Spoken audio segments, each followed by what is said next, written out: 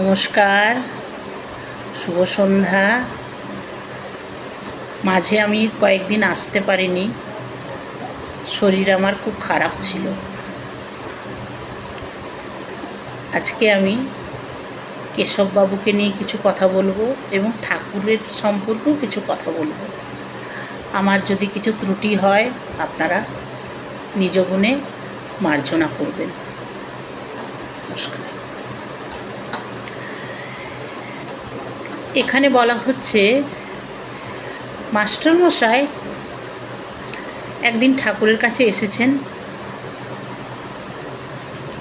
ঠাকুরের কাছে মাস্টারমশাই এসেছেন, তো মাস্টারমশাই একটু খুব মশকরা প্রবণ ছিলেন। ঠাকুর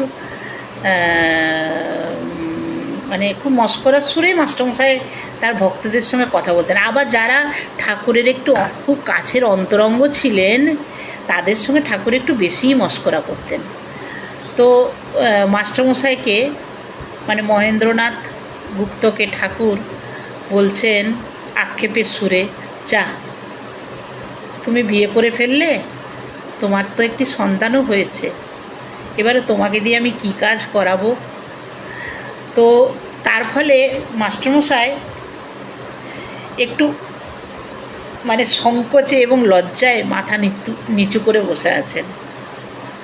তো ঠাকুর এইভাবে মশকরা করতেন। আসল ব্যাপারটা হচ্ছে এখানে ঠাকুর যাকে দিয়ে অনেক কাজ করানোর কথা ভাবতেন, তাকে কিছু মানুষকে সেই জন্য ঠাকুর বেছে রাখতেন। তার মধ্যে মাস্টারমশাই একজন, নরেন একজন, যাই হোক। তো ঠাকুর তো সংসারে থেকেও মানুষকে বলেছেন, যে সংসারে থেকেও বারবার বলেছেন যে ঈশ্বরকে ডাকা যায় এবং তাকে পাওয়া যায়। কিন্তু ঠাকুর এখানে দুটো জিনিস বলছেন, যে যিনি সংসার করেননি তাহলে ঠিক আছে, তুমি সন্ন্যাস নিতেই পারো। তুমি যদি ত্যাগ করতে পারো, সন্ন্যাসীর সেই ত্যাগ তুমি যদি করতে পারো, তাহলে তুমি সন্ন্যাস নিতে পারো এবং তার আরাধনা করতে পারো। কিন্তু সংসার করে তারপর সে সংসারকে ছেড়ে এসে সন্ন্যাসী নেওয়ার কোনো অধিকার ঠাকুর কিন্তু কাউকে দেননি। ঠাকুর বলতেন নিশ্চয়ই ঈশ্বরকে ডাকবে, কিন্তু তার আগে কি করবে, আগে সংসারের প্রতি কর্তব্যটুকু 100 ভাগ করবে, তারপর তাকে ডাকবে। এই প্রসঙ্গে যাই হোক, এখানে যেটা কেশববাবুর সম্বন্ধে আমি বলি, ঠাকুর আমাদের তো নারায়ণ ছিলেন। তিনি সব কিছু বুঝতে পারতেন এবং জানতে পারতেন। তো মাস্টারমশাই একদিন এরকমই আর কি ঠাকুরের কাছে যখন এসেছেন, তখন ঠাকুর তাকে বলছেন, তুমি তো কেশববাবুর বাড়িতে উঠেছো, কেশববাবু কেমন আছেন?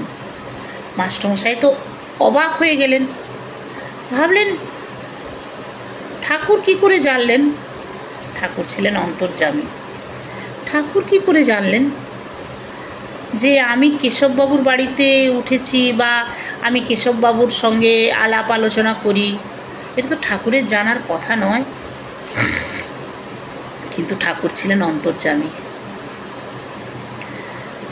তো যাই হোক, ঠাকুর সেই মুহূর্তে মাস্টারমশাইকে একটা মাঝখানে কাঁচ দিলে যে মানে পরিষ্কারভাবে দেখা যায়, সেইভাবে তার অন্তরের ভেতরটা ঠাকুর দেখতে পাচ্ছেন মাস্টারমশাই।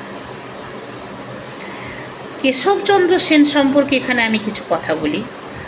আপনারা হয়তো অনেকেই জানেন যে তিনি ছিলেন ব্রাহ্ম সমাজের প্রতিষ্ঠাতা। ব্রাহ্ম সমাজ কি? ব্রাহ্ম সমাজ হচ্ছে, তাদের উদ্দেশ্য ছিল তারা নিরাকার ঈশ্বরকে বিশ্বাস করতেন। ঠাকুরকে, ঈশ্বরকে যে কোনো আকৃতির মধ্যে বদ্ধ করে রাখা যেতে পারে সেটা তারা বিশ্বাস করতেন না, কিন্তু ঈশ্বর বিশ্বাস করতেন, কিন্তু নিরাকার ঈশ্বর বিশ্বাস করতেন। অথচ কিন্তু ঠাকুর মানে আমাদের রামকৃষ্ণদেব, আমাদের গদাই ঠাকুর কিন্তু মায়ের মূর্তি পুজোতেই বিশ্বাসী ছিলেন। এখানে একটা অদ্ভুত ব্যাপার, ঠাকুরের সঙ্গে কেশব সেনের গভীর সখ্যতা দেখা যায় এবং উনি কেশব সেনকে ভীষণ পছন্দ করতেন, স্নেহ করতেন এবং ভালোবাসতেন। অথচ কিন্তু দুজনের মতামতটা সম্পূর্ণ আলাদা। এখানে অনেকে একটু আপত্তিও করেছিল, ঠাকুরের ভক্তবৃন্দ অনেকেই আপত্তি করেছিল এ কারণে যে কেন ব্রাহ্ম সমাজকে ঠাকুর কেন বৈধতা দেবেন বা ঠাকুর কেন তাদের সঙ্গে মিশবেন। ঠাকুর তখন একটা কথা কারণ দেখিয়ে বলেছিলেন, ওই যে বেদিটা দেখছো যেখানে তারা সমালোচনা করে, মানে তারা মিটিং করে, তারা ঈশ্বরের নিয়ে আলোচনা করে যে ঈশ্বর আকার না নিরাকার, অতএব সেখানে ঈশ্বরের আলোচনা হয়। সেই বেদিতে ঠাকুর মাথা নত করে ঠাকুর সেটা তার ভক্তি জানাতেন যে সেখানেও ঈশ্বর বাস করে। সেই জন্যই তিনি ব্রাহ্ম সমাজকে সম্মান দিতেন। এইভাবে ঠাকুর সবাইকে বোঝাতেন।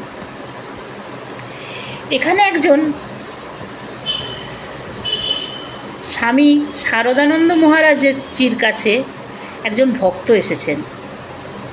ভক্ত এসে বলছেন, প্রতাপবাবু, তার নাম প্রতাপবাবু, তিনি বলছেন, ঠাকুর মহারাজ, আমি একটু সন্ন্যাস নিতে চাই।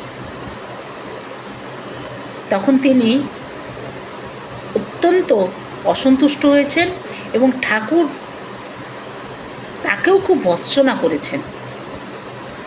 এবং সেখানে শারদানন্দ মহারাজজি বলছেন, তুমি তো সংসারী মানুষ, তোমার বাড়িতে মা আছেন, স্ত্রী আছেন, সন্তান আছে, তাদের প্রতি তোমার কর্তব্য আছে।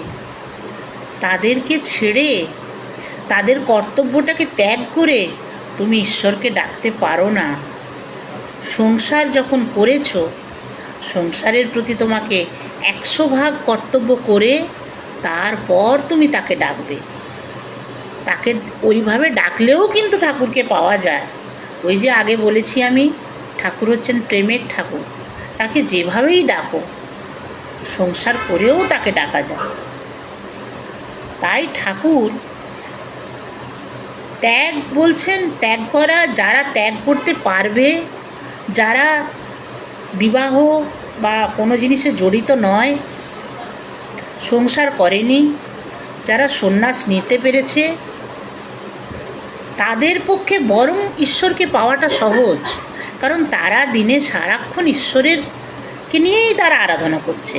কিন্তু সংসারের মানুষের মাথাতে অনেক দায়িত্ব, এতগুলো দায়িত্ব পালন করার পরেও ঈশ্বরকে ডাকা তাদের পক্ষেই কঠিন, সংসারী মানুষের পক্ষে। তা সত্ত্বেও কিন্তু মানুষ পারে এবং করে। এই প্রসঙ্গে বুদ্ধদেবের মতামত সম্পর্কে ঠাকুর এখানে কিছু কথা বলেছেন আমাদের কথামৃতে। তিনি বৌদ্ধ ধর্মে যেটা বলা হয়েছে, আমি কোনো ধর্মকে ছোট করে বলছি না এবং ঠাকুরও কোনো ধর্মকে ছোট করেননি, আমি করার কে। সেখানে একটা জায়গায়, কিঞ্চিত এক জায়গায় বলা হচ্ছে যে সন্ন্যাস নিলেই একমাত্র ঈশ্বরকে পাওয়া যাবে, নচেত নয়। ত্যাগ, সংসার ত্যাগ না করলে নয়। যার ফলে সেই সময় বহু সংসারী মানুষ তাদের সংসার ত্যাগ করে সন্ন্যাস নিয়েছিলেন, যার ফলে সমাজে অনেক ক্ষতি হয়েছিল। সেই ইতিহাস হয়তো আপনারা অনেকে জানেন, অনেক ক্ষতি হয়েছিল। ঠাকুর তাই বলছেন যে ত্যাগই ধর্ম ঠিকই, কিন্তু সংসার করার পরে ত্যাগ নয়, তার আগে ত্যাগের কথা ভাবতে হবে। যদি সংসার করেছো, তাহলে সেই মনিবের বাড়িতে কাজের লোকের মতো তোমাকে তোমার বাড়ির কাজ করবে, কিন্তু মন থাকবে সেই ঈশ্বরের দিকে। তো এই ছিল এখানে ঠাকুর এত সুন্দরভাবে এখানে বর্ণনা করছেন যে নিরাকার হোক বা সাকারই হোক, সেও তো ঈশ্বরই। ব্রাহ্ম সমাজ যদি তারা নিরাকারকে সাপোর্ট করছে বা সমর্থন করছে, কিন্তু তেমনি আমরা মূর্তি পূজায় বিশ্বাসী, দুটোই তো ঈশ্বর, দুটোই ঈশ্বর। তো এমনও ঘটেছে এখানে, এই প্রসঙ্গে আমরা দেখলাম যে এরকমও ঘটেছে, ঠাকুর কোনোদিন মায়ের কাছে কিছু চাননি, কিন্তু কেশবচন্দ্র সেন যখন অসুস্থ হয়েছিলেন, ঠাকুর কিন্তু কেশবচন্দ্র সেনের জন্য মায়ের কাছে সুস্থতার কামনা করার জন্য ঠাকুরের মায়ের কাছে চেয়েছিলেন। এত বড় ঠাকুরের মন ছিল।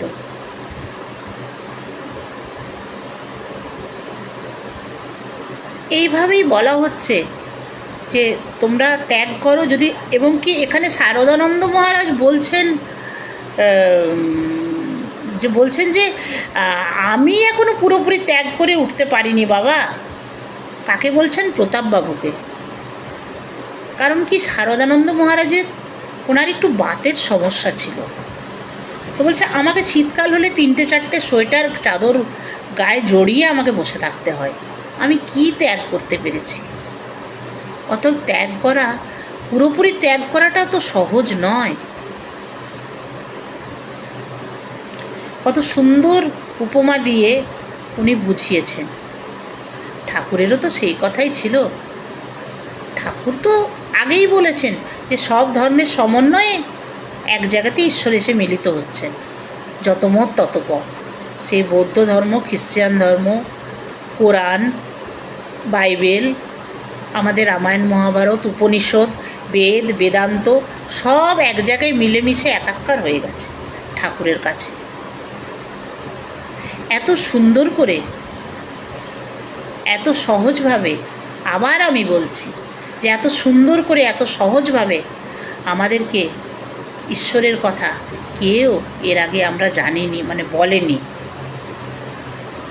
ঠাকুর ছিলেন, ঠাকুর তো নিজে সংসারী মানুষ ছিলেন, মা ছিলেন তার অর্ধাঙ্গিনী, তারপরেও ঠাকুর ছিলেন নারায়ণের অবতার, তারপরেও তিনি মাকে পেয়েছিলেন। তাই ঠাকুর বলছেন যে সব হয়, সব সম্ভব, সব পরিস্থিতিতে সবই সম্ভব, শুধু ইচ্ছে শক্তিটা থাকতে হবে। আচ্ছা, আজকে আমি এইটুকু বলে আমার কথা শেষ করছি, ঠাকুরকে প্রণাম জানিয়ে। আপনারা ভালো থাকবেন, সুস্থ থাকবেন। নমস্কার।